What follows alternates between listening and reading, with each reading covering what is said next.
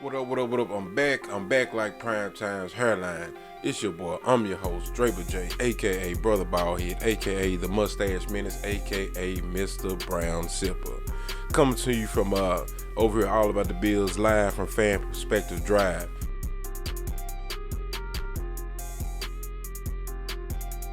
Okay, and in this show I will be doing post free agency pre-draft AFC East outlook on how I think each team in our division, including us, how we may finish moving along into this next season. Then I will jump into my All About the Bills draft, big board, wish list, whatever you want to call it. If they're on the board when we get ready to pick, these are the guys who I feel very comfortable us walking away with. Any one of these 16 or so that I posted, and I will give you my ideas of what how they may fit and the reason why I may have some of them on the list as in my honorable mentions. All right, let's get into the New England Patriots. In 2019, they finished 12-4, and of course they lost to the Tennessee Titans in Wild Card Weekend. We all enjoyed that one, but let's get into some of the free agency signings and re-signings they may have had. Just get into a few names. Want to get into Brian Hoyer, which is like his 30th stint with the team. He just found you find your niche. You just got to keep working it, right? So you got Brian Hoyer, Devin McCourty, re-signed him, brought him back, which their defense needs, and Joe Thuney. And the departures, of course, Tom Brady, which is gonna really hurt them. And we'll see in the long run. Next, we got Jamie Collins, Kyle Van Noy. Those two guys right there were very pivotal on their defense as far as getting to the quarterback and putting pressure in, as far as the run game and applying pressure. So those two guys right there, they would not have them this year. So that's gonna be a mean hit to your defense.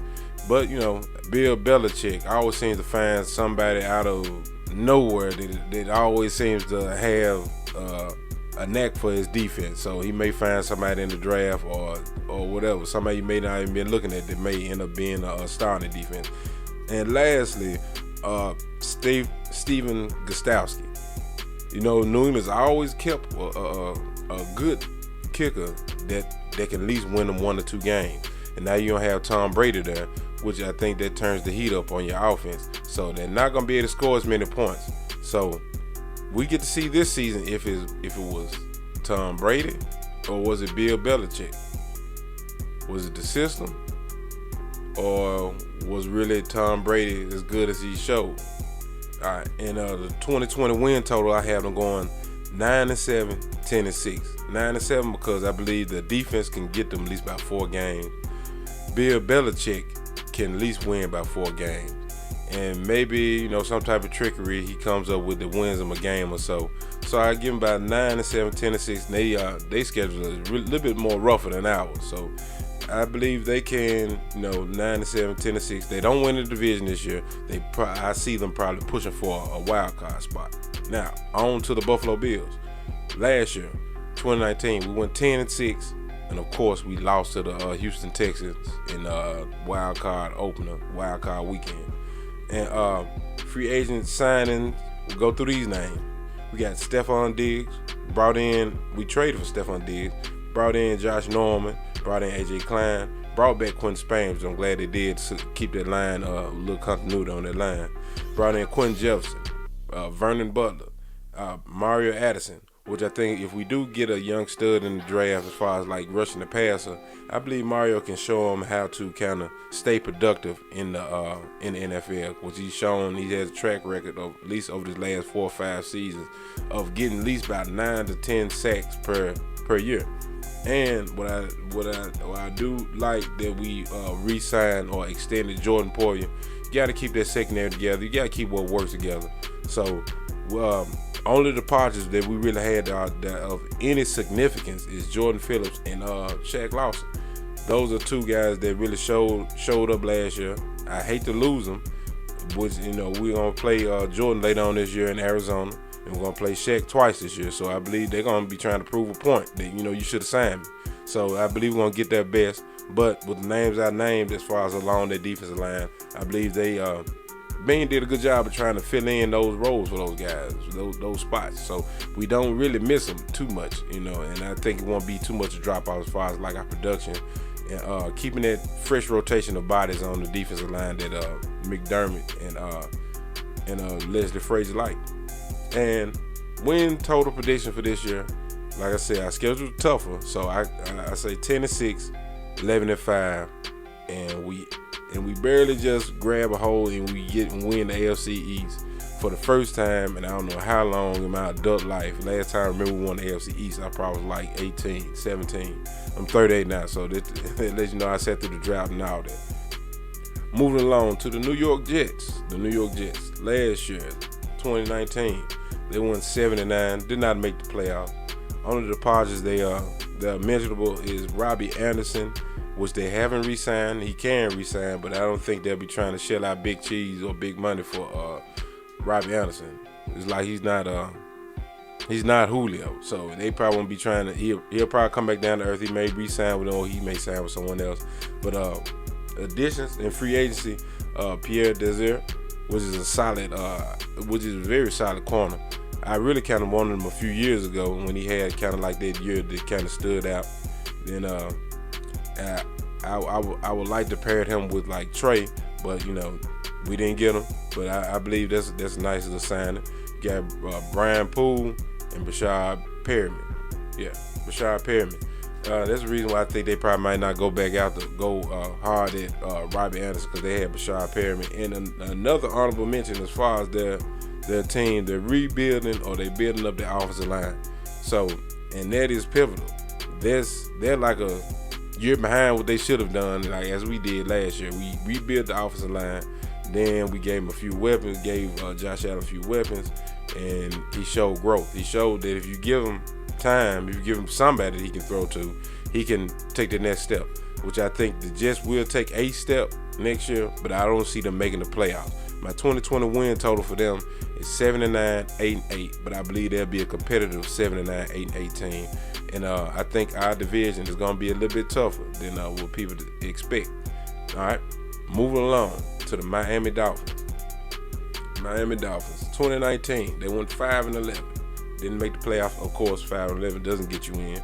No noticeable departures, but additions, they have Byron Jones, Kyle Van Noy, Jordan Howard, and of course they did get Shaq Lawson. So, and I their 2020 win total, I say 6-10, 7-9. Like I said, they'll be very competitive.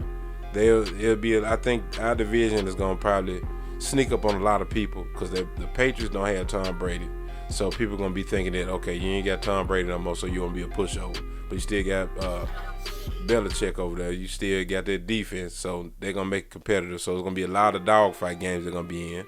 So, I mean, when we play them, it's going to be like right up our wheelhouse. We didn't score a lot of points last year. Hopefully, with the addition of Stephon Diggs, that does kind of give us another jump as far as like production on offense. Hopefully we can start producing more points with that.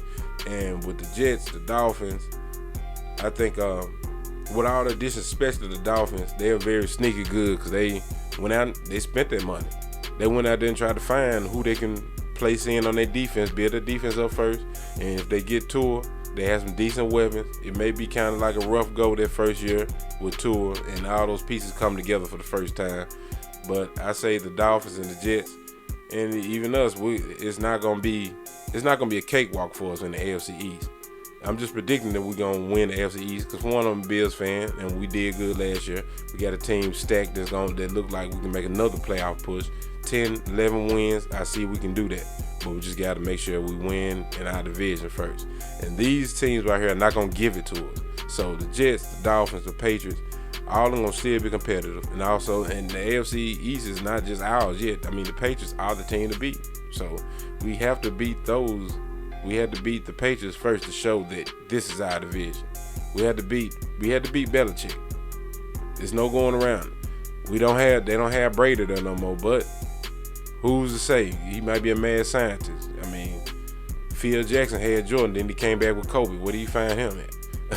So He can easily find another Tom Brady. I'm not gonna say lightning doesn't strike twice too many times like that in the NFL, NBA, and other sports. It may happen, but can't never leave it out. All right. Moving along to my draft big board, wish list, whatever you want to call it. Moving along to that, all about the Bills draft big board wish list. I'm gonna give you these names, throw these names out there, and I will post them on all my social media sites. You can get at me on my personal Facebook page if you want to. I've been seeing a lot of requests on my regular Facebook page, Draper Jackson, and all about the Bills on Facebook. That you can get at me on there, interact with the fan base on there. You can get at me on Twitter, Draper Jackson 1, capital D, capital J 1. You can get at me. On Instagram, all about the B _. You can get at me on all those social media sites, and you can check out my big board, my wish list. Who I think we should pick up. All right, if I were the GM and they were sitting on the board, we were 54, 86, and so on and so forth. If we walk away from the draft with any one of these players right here, I would be very comfortable with. At least probably say about 3 or 4 of them. And maybe somebody I probably wasn't paying attention to, being can find somebody like a hidden gem in the very later rounds. There will be numbered icing on top of the cake. All right. So let's jump right into it. All right. Number 1, I got Yatir Gross-Matos, DN out of Penn State. 2, Leaky Fotu, Utah, D tackle. And I have all these guys listed from 1 through 16. It's just only 16 names. I won't gonna bore you like putting 32, 64 names up here.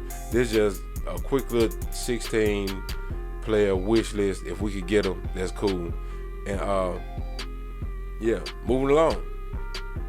Jalen Johnson out of Utah, DB. Christian Fulton out of LSU, cornerback. DeAndre Swift out of Georgia, running back. J.K. Dobbins out of Ohio State. Jonathan Taylor out of Wisconsin. Clyde Edwards, I can't even say his last name. Hilaire out of LSU, running back. Bradley Anai. He really impressed me at the Reese's Senior Bowl. So I think if we get him, they can be very sneaky pickup round the late second, early third, something like that. But Lamar Jackson, Nebraska. Kenny Wilkes, Michigan State, DN. Rashard Lewis, LSU, DN. Denzel Mims, Baylor, wide receiver. Michael Pittman Jr., USC receiver. Cam Akers, Florida State, Go Noles, that's my squad.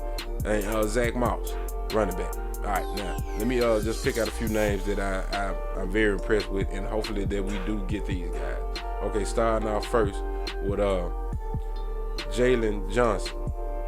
Now I saw a little tape on Jalen Johnson. He's a very physical he's a very physical corner.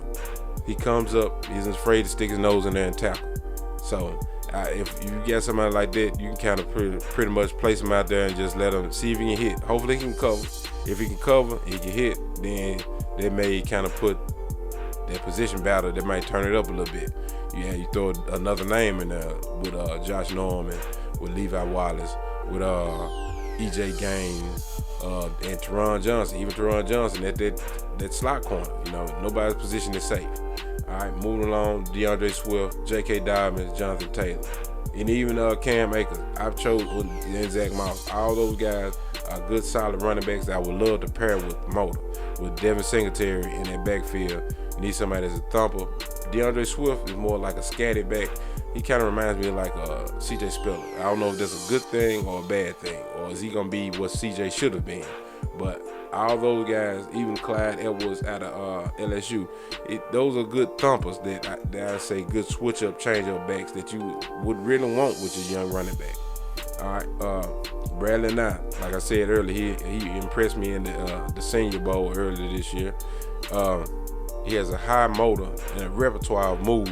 I think if you put him with someone like Mario Addison, Trent Murphy, and Jerry Hughes, all those guys in the defensive line, DN room, I think they can kind of coach them, bring them up to be, when those guys decide to, okay, if they retire, get traded, get cut, that he can instantly step in one day and be a very good, suitable starter. So I really believe in Bradley Anaya out of Utah. And finally, last on that is two names, Denzel Mims, Michael Pittman Jr. If we you can never have too much receiver help, so we grab those two guys and place them in the receiver room. It creates more competition, and that gives Josh something else to work with. So I thought I'd come on, do a quick little brief little show about AFC East, and tell you my draft big board and wish list, and tell me what you think, But so I'm out of here like last year. Peace.